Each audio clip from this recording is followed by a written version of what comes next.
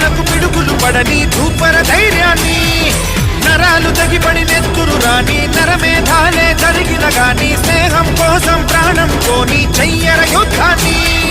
Sambho Shiva Sambho Shiva Shiva Sambho, Sambho Shiva Sambho Shiva Shiva Sambho.